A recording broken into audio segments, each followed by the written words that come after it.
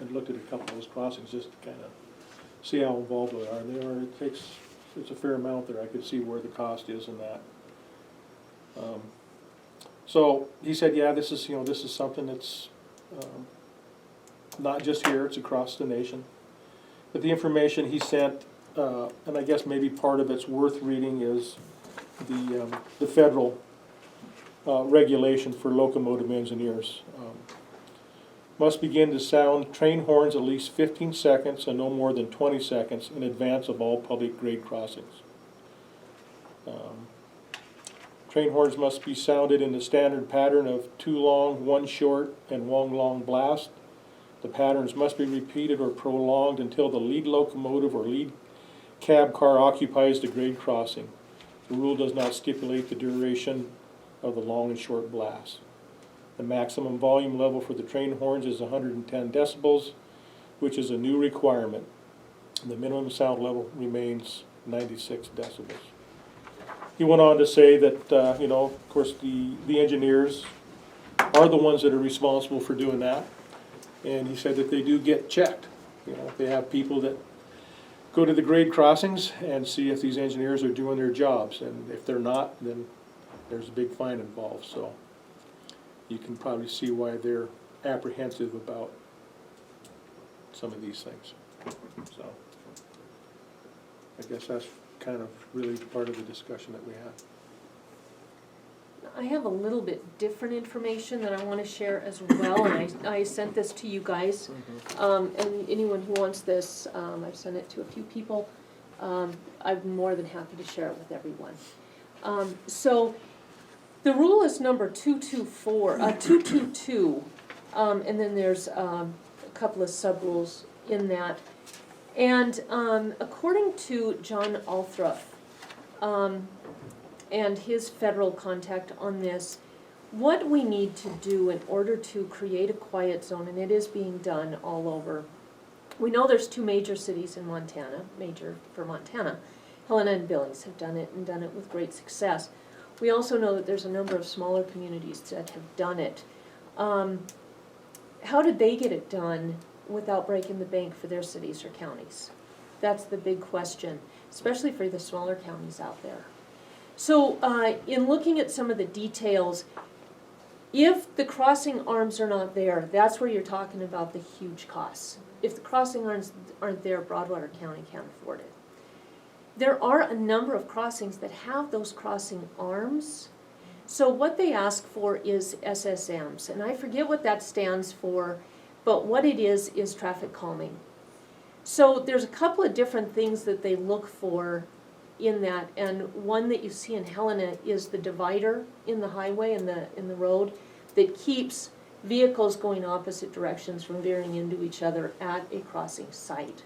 That is something that a road crew for a county or a city can do. Our crews are more than just maintenance. They are also construction teams.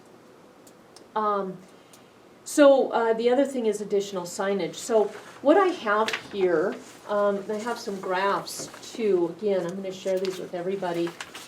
But what it is instructions on how you can get started. 1, you apply per crossing. So what we would do is target who the partners are. If the city is interested, I would suggest having a meeting. If we want to just do this as a county, we can. There's no cost to step number 1. What we can do is show the crossing. So let's say Indian Creek. Show that it's got the arms, it's got the signage. What our proposal would be, we actually send an application to the Department of Transportation. This does not go to the railroad. It actually goes to the Federal Department of Transportation. They would review it, and they would come out and give us a cost estimate, review our plan, tweak it, probably add something, I would expect, because we're dealing with the federal government. And then at that point, we could evaluate the time, cost, materials, all the information we know, and decide what is the cost, what is the benefit to the citizens, how many people want this. We have a lengthy petition, the letter's from UGB, but I understand you represent a minimum of 150 people. That's significant, right? Not that many, but. Oh, okay. a good number of people. So, that's something we can do for $0 is just get some facts on what we can do and what the cost would be before we decide to move forward or to not move forward. Thoughts?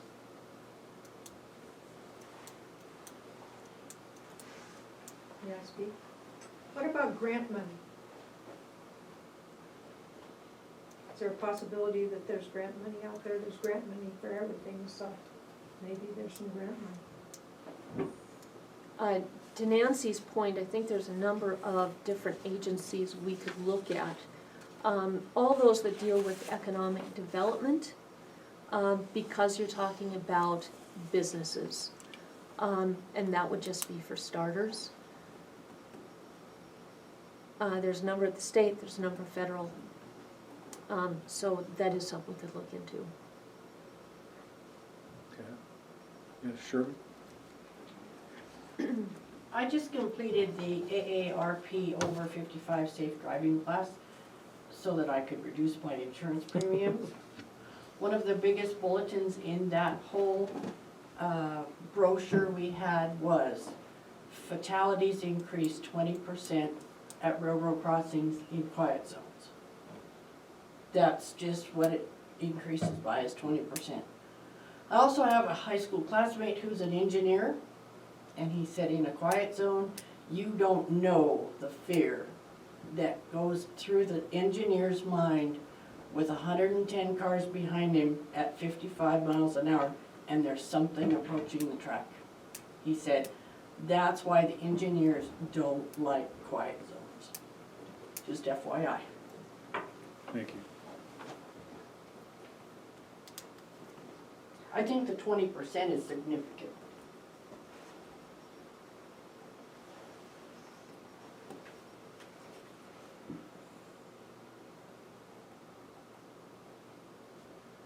Mr. Chairman, I'd have a comment. I support the idea of a quiet zone. A summer ago, I was up in Malta, a little tiny town, smaller than ours, and the train goes right through the middle of town and there's not a sound. I happened to be in a motel right next to the railroad track. Certainly was nice. If it could be done, and done cheaply, I don't want to spend hundreds of thousands of dollars for it. We've got cross arms, I think, both at Broadway and Front and Indian Creek. Even getting those two shut down for noise would be really nice. Thank you.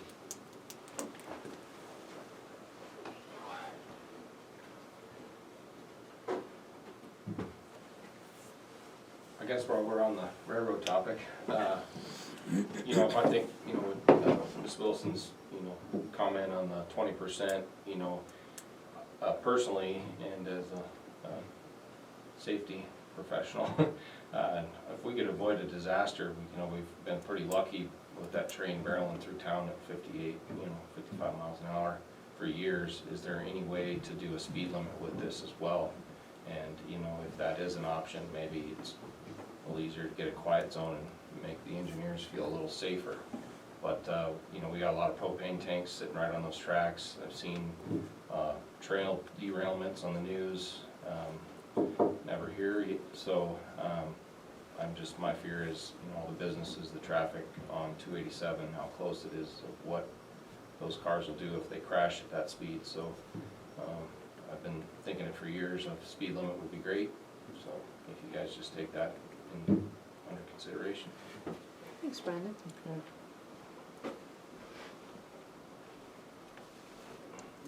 Would the railroad enforce that speed limit, or who would? You know, it's I remember, I don't know this for sure, that the city of Helena has a speed limit. I've heard that Toston has a speed limit for the trains. I find it ridiculous that, you know, a 6,000-pound car has to slow down to 25, but I don't even know how many tons a train can barrel through this town at, you know, 58 miles an hour is ridiculous. So maybe we could talk both hand in hand and get something accomplished there. That'd be it'd be a 24-hour speed limit, would it not? I would say yes. Because some of these just- quiet zones are only like from 10 to 7. Yeah, I think the speed limit would need to be permanent, just safety wise, and with the size of the propane tanks and the businesses right on those tracks. And, you know, Broadway, front and Broadway is not very far from the main tracks there, so, you know, if one ever did derail, it could do some serious damage.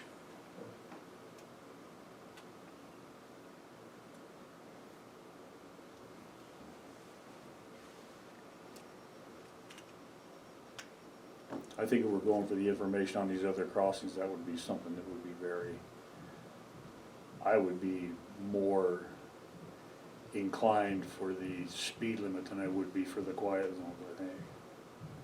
Are you opposed though to getting facts? Maybe Yes. putting in an application, getting feedback back that says, these are the facts you guys would be dealing with? Would you be opposed to that? No, I don't think so. No, it's fine to get some facts. I'd like to see our citizens get involved in that process.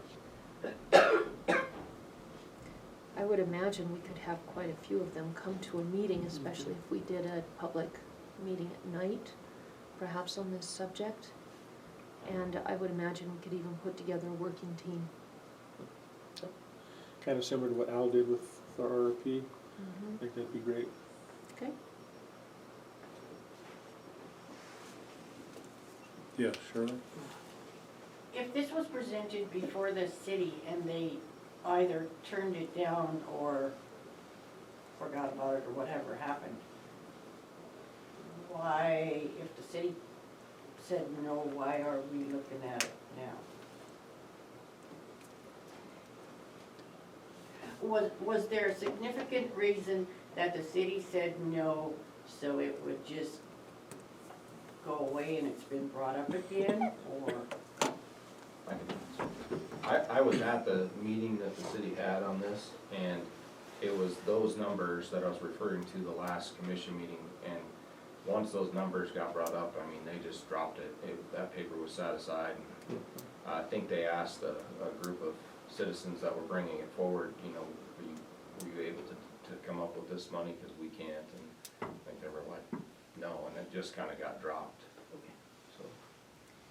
and this was talked about, I think at that same meeting just a couple weeks ago. I was there too, and had sent information beforehand. The thing is if you talk to the Department of Transportation about this subject, they will tell you that the rules have changed. And that's why you have so many communities that have begun to do this. It is now cost effective. There aren't nearly as many hurdles. There aren't nearly as many costs involved. So if we have the infrastructure in place, like the arms, it's at least worth an investigation now because of those changes. So what happened in the past doesn't necessarily apply verbatim today, because things change, rules change, leadership changes, and I think that's what we're looking at. I appreciate you bringing that question forward, because it's nice to be able to share those details in public. Where do we have arms at? Broadway and Indian Creek? Indian Creek and Fifth Street, or Sixth Street. Sixth Street. Sixth Broadway, Indian Creek and Toston are the only places with arms. And they took out that one on the other side of, Madison River propane years ago. And they took out that crossing. Winston has arms too, Oh, right? and Winston, yeah, apologize.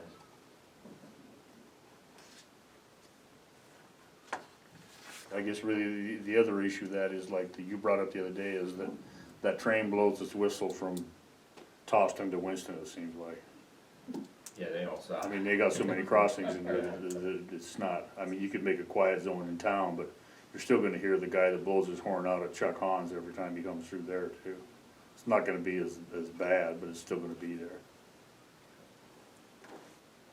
With a working team, I would like the full commission to be a part of that, so that there are no surprises. When information is learned, it would be nice for the three of us to learn it together. And to be able to come to a meeting together like this, where everybody is dealing with the same light and nobody is not as fully informed as the others.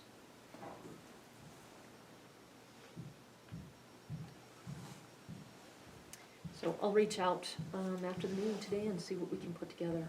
Okay. The other thing with this is, we can either work with the city now, or we can actually do our part with a crossing that's just county, get some details together, and then share those to counteract the old numbers of the past. Or confirm them. It may be that, you know, if it's cost prohibitive, at least we'll have those facts.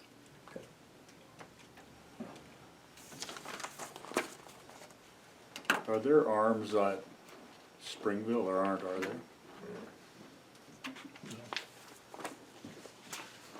No arms at Tom's either.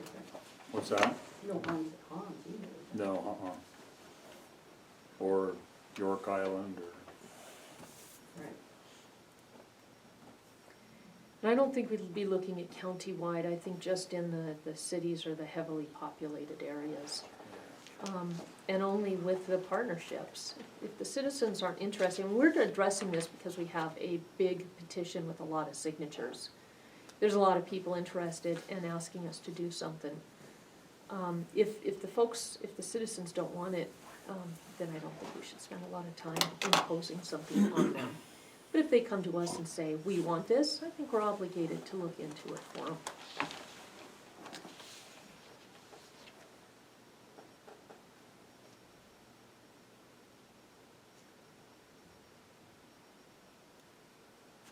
okay, is there any other information on this? Okay, so we will move on to our next item. For 10:45, the county annex for extension fair ambulance and meeting. I added this to the agenda, and the only reason I did, this I think will take less than 2 minutes. We had a working meeting last week and told Mike to go forth, he's gone, but to go forth and conquer with what he had proposed as a plan and we agreed to. We need to make that official because we can't make a firm decision or a final decision in a working meeting. So it's on the agenda so that we can make that decision so that he has his marching orders to move forward. Sure. Okay. I guess maybe as an update to that, this is a meeting that Mike had arranged, and asked if I wanted to attend. It was the folks from the Montana State Prison came over to look at our spot and to give us an idea on maybe providing the furniture for it. So that happened last week. They just measured the room, talked about what our needs might be, and they're going to give us a proposal, so. Sounds good. Yes, Brandon.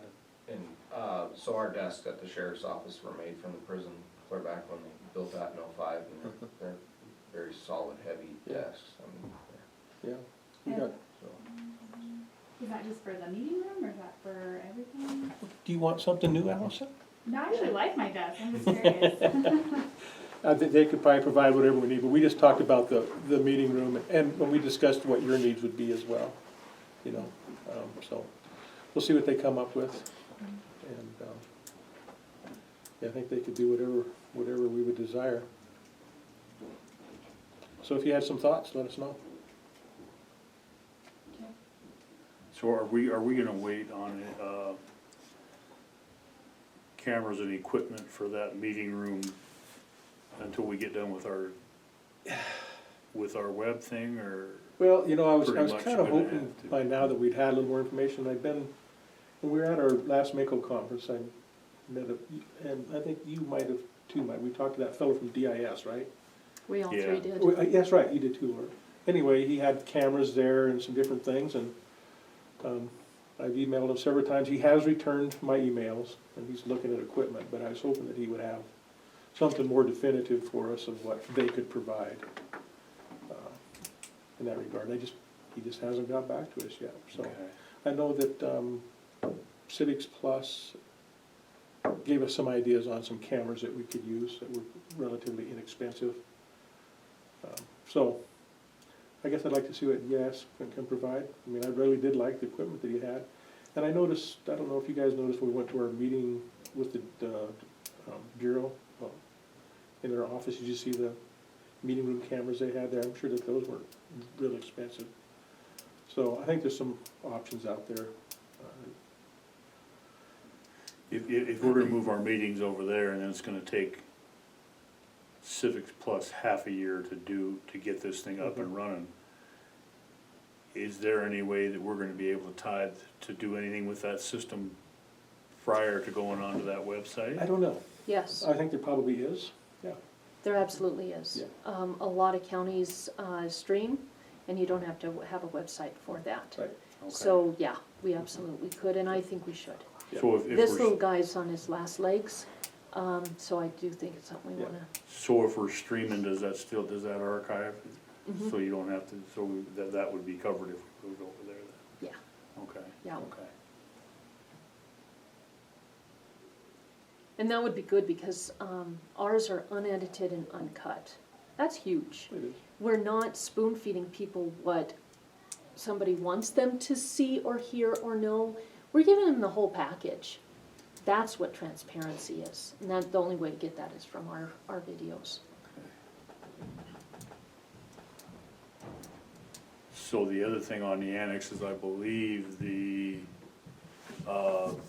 ambulance is going to try to move in there around the 8th. Mike got the approval on the asbestos, there's no asbestos, so some of that wall's been taken down. I believe he changed out one door already, he'll change out the other door into the maintenance bay and then frame in the walk door for ambulance. So they can start moving some of their stuff over there, and I think he said that they had the door swap going on between the Opportunity Bank building and the ambulance building. I think he said it was scheduled for right around the 8th, so the ambulance will be moving in there, and then that building the ambulance building will just be, essentially will be boarded up. Awesome. All right. And a gal from the EPA called me on Friday prior to the hospital meeting. There's a very minuscule issue with the cleanup on that building. She said that they can't find the monitoring well. So they're gonna have to re-drill a monitoring well. It says it's not gonna cost as much because it's not gonna go very deep, and all of it's covered by the previous cleanup fund, so there won't be any cost to the city, to the county. They'll just have to go, and it says what happened is they dug up a tank. There was very little contamination from the tank, it never reached the water table. But then when they backfilled the hole, somebody took a scoop of dirt that evidently was contaminated. It's been sitting at the EPA for 20 years, never got tested. It slipped through the two different transitions in the EPA, the same one fell through the cracks. And now it's come up, Earl didn't even find it, so now they're gonna go back and finally close that thing out. So it shouldn't be that long before they do that, with no cost to the county on that process. The paper that we didn't sign the other day, are we still waiting for Corey to? This is what his suggestions were, I think I gave. So he's gonna send that back to? Well, I didn't ask him to, I guess I wanted you guys to look at it. I see. think that's what we should do, is Okay. send it back with the With changes those that he made. changes? Okay. Yeah, I think so. Okay, I agree. okay, And that's not something we necessarily have to put on, because that was already put on for last week. It was, This yeah. is just one I straggler. just wanted to We make just sure that need we to all get it. agreed. Yeah, no, I think that's good, Okay, Get it updated. yeah. Okay. okay. Question, are you guys good with Raidersburg and Toston being on the agenda for next week? I sent an email with those issues and the thought that we need to have a resolution that reflects the facts of the situation. You guys good with Yeah. that? Yeah, I'm good with that. Okay. Then I think we'll work on the resolution together via email and, Okay. okay. All right, good. Well, I had a pretty busy week last week of, Yeah, if somebody wants to go ahead with an update. I guess I could start, We went to a meeting that for every single county agency and partner and board that and we board, have. I think so, I Yeah. think so. We hit them all. We reviewed applicants for the extension and fair physician, and interviews are gonna be this Wednesday, the 27th. Interviewed applicants for the captain's position at the sheriff's office. We all went to the BOR meeting and at Canyon Ferry and toured their campground as well, and we discussed a possible Partnership for Assistance with VOR. I attended a MBAC meeting in Helena. Mosquito District Expansion Meeting, Board of Health. We did the Deep Creek Tour and closeout of that project, LEPC meeting, and Fair Board.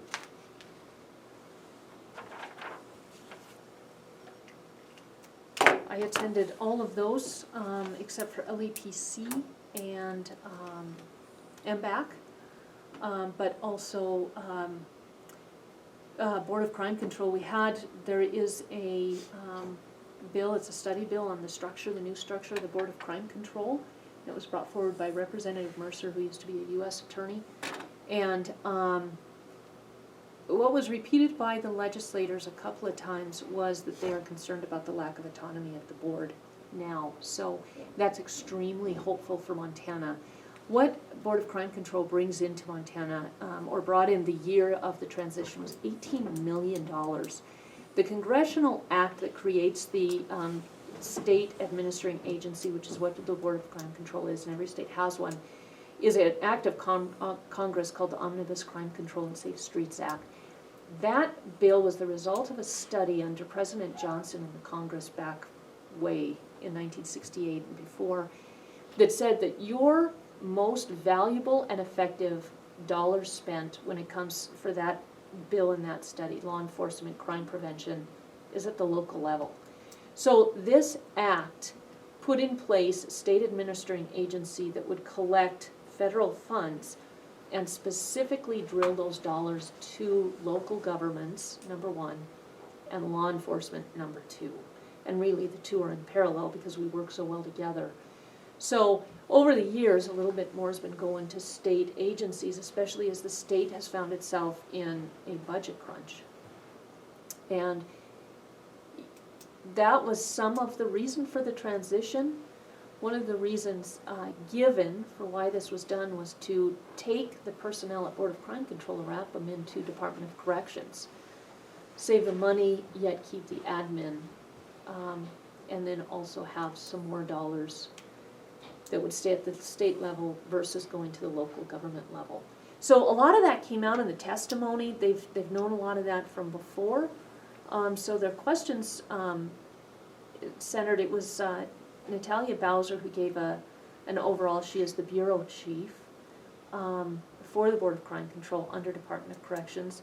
Peter Oman is our new chair, he's with the Public Defender's Office. And then Rick Kern is with the Tribals. Nations represented them, he's also our vice chair, and then I represented local governments and also the long-term member. I've been on for about 10 years. So it was incredibly encouraging. So hopes are high that something will be done to make sure that that $18 million is protected for local governments and law enforcement going into the future. And then there were a number of community meetings last week to add to all the county meetings. And that's it. So if you guys have any questions, I'm an open book on Board of Crime Control. It is my passion, and I will give you anything you need to know, want to know, or more information than you ever ask for. I went to most of those meetings and also the hospital district board where we discussed the Brownsfield cleanup, and I think most things are straightened out there. That the sub-grant that we got said that the county was the owner of the ambulance building, which is not true. The district board owns the ambulance building. However, the spill that originated was on ground that the county owned, so I think that's kind of where things got mixed up a little bit. I think that everything's gonna get straightened out there with Snowy Mountain as far as having the district board sign as the owner, and then the county would be the agency that handles the paperwork. They're still working on that. Corey was there and then had to go, but I think they're still working on all that paperwork. That'll get cleared up so they can get that building taken down. And that's not, from my understanding, is it's not holding up the transaction between Broadwater Health Center and Billings Clinic at all. There's some other issues there that Chicago lawyers are involved with. I think it's cleared up with the Chicago lawyers. They got some Is bad it? information that just Okay. wasn't true. reacted to that, that's what stalled it. Now that they have the truth, we're on track. Okay. And that came from Randy, at a Rotary meeting, so, public. I was also at that meeting and, the lead board. So is there anything else to come before the commission? Mr. Chairman, at some point in time, you had mentioned